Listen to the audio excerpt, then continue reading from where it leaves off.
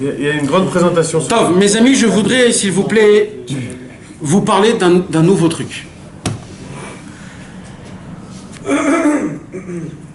Je voudrais vous parler d'un nouveau truc. Un nouveau livre. Un nouveau livre est né. Ah. Non. Ouais, si tu veux, tu peux remettre. Vas-y. Ouais. Un nouveau livre est né. Vous savez qu'un livre, quand il naît, un livre, quand il sort, c'est une vraie naissance. Mamash, c'est une vraie naissance. C'est un vrai enfant qui naît. Cet enfant va faire des emplois dans la vie. Il va faire des choses dans la vie. Et chaque livre, comme il dit Rabbi Israël, il a une adresse. Akadosh Baruch Hu, quand il a créé le monde, il a créé aussi le nombre des livres. Nous, on ne sait pas, mais chaque livre, il est spécialisé. Chaque livre, il est unique. C'est une pièce rare. Chaque livre, même s'il ressemble à l'autre. Et chaque livre, il a une adresse là où il doit être. Combien de temps il va rester, combien de fois il va être ouvert. Tout. Donc c'est comme un enfant mamash. Et Baruch Hashem, enfin, sauf, comme on dit, enfin, on a commencé le Keren de Rabbi Israël en français qui s'occupe d'imprimer et de diffuser et de faire sortir tous les livres de Rabbi Nachman en hébreu, en français, etc. Le premier livre, je crois, si je ne me trompe pas, c'était Les Contes, Nachman. C'était Les Contes, le premier livre.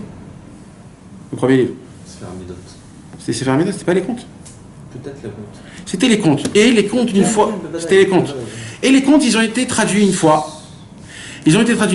Et après, on a vu que la traduction, vous savez que Les Contes, mes amis, c'est un livre qui est très problématique à traduire. Pourquoi ? Parce que Rabbi Nachman, il a dit, dans chaque mot, j'ai mis une attention.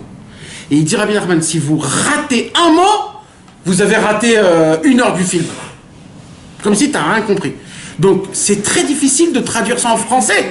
Parce qu'il faut vraiment que tu trouves le sens, le mot, le truc. Alors, on l'a traduit une fois, d'une façon. Après, on a vu que on pouvait faire mieux. On a traduit une deuxième fois, d'une autre façon. Un, c'était littéraire. Après, un, c'était littéral. Et sauf, après qu'on a fait 2 travaux, vous savez, c'est beaucoup d'argent, c'est beaucoup de travail, c'est tout dès le début. Hein. Après, on a trouvé, comme on dit, quand tu fais 3 fois, le 3e fois, on dit la 3e Beth Amikdash, jamais il va être. Le 3e, c'est ceci est. Le Sipurim Asiyot traduit pour la 3e fois, et cette fois-ci, mes amis, c'est la bonne traduction. Là, ça veut dire qu'il se rapproche du moins le plus de ce qu'il y a aujourd'hui, on va dire. De ce qu'il y a aujourd'hui traduit en français, c'est la traduction la plus collée au texte et au mot. Mais ce que vous ne savez pas, mes amis, c'est que dans ce livre-là, on a rajouté un nouveau livre dans le livre Sipurim Asiyot. Pour la première fois au monde traduit en français, ce sont des petits commentateurs, des sortes de visions que un des élèves de Rabbi Nathan a écrit, et que ce livre-là, il s'appelle Rimzé Masiot, qui veut dire les allusions des contes. En fait, c'est un grand tzaddik qui s'appelle le Rav de Tchérin. Lui, il s'est dit, il faudrait que je sorte de chaque conte un conseil, comme écouter Etzot. Et il a écrit des conseils sur chaque conte. Qu'est-ce qu'on apprend de chaque conte ? Alors sur le conte du Chacham et du Tam, il parle de combien c'est important la Tmimout et combien c'est grave les Chochmot. Et comme ça dans chaque... Et il a rajouté des petites anecdotes pour que tu puisses comprendre de quoi Rabbeinu il parle. Mais Rabbi Nachman a dit personne au monde peut comprendre des contes. Personne au monde. C'est pour cela qu'il n'a pas donné une explication et il ne faut pas expliquer les contes. On peut en parler, mais d'expliquer. Pourquoi ? Parce que le travail des contes, c'est de le lire, de le réfléchir, et ça s'arrête là. Le travail se fait dedans. Si tu comprends après, c'est pas bien. Il faut que le travail se fait dedans. Comme un cachet.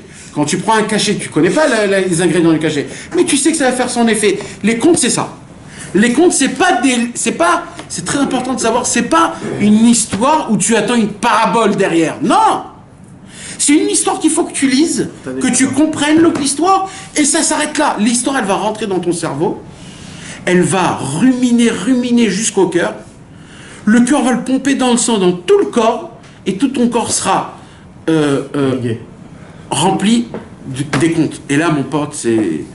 Et ça, mes amis, c'est la première fois qu'on a imprimé le Rimzema Asiyot, c'est-à-dire pas des commentateurs, des allusions sur comment on peut regarder les contes Ça peut nous donner une idée, un petit truc. Et ça coûte pas cher en plus. Ça coûte 40 shekels. Et c'est un livre qui fait 640 pages. Elle est sortie tous 100 balles, 40 shekels pour les livres et 60 en plus pour la révérer pour qu'ils rendent avec chez On est 10, ça fait 1000 balles. Allez-y, messieurs. Personne ne sort de la maison. Par contre, ils vont pas casser la boîte, ils vont pas Par contre, on l'enregistre. Ça, c'est pas eux, ça. C'est qui? Narmanmoal.com. Celui qui veut acheter le livre, on peut l'acheter sur le site narmanmoman.com. Non, aussi, là. Ou chez Steve Haddad. Le Keren de Rabbi Israël. Il coûte 40 shekels, on peut l'azmin auto, comme on dit. Toujours avec mon ami Franck Lamel. On peut le commander. Franck Lamel, Les Ratachem. quel scout j'ai mis Slama de venir aux courtes. Tous les mercredis, les Franck, vous pouvez le retrouver.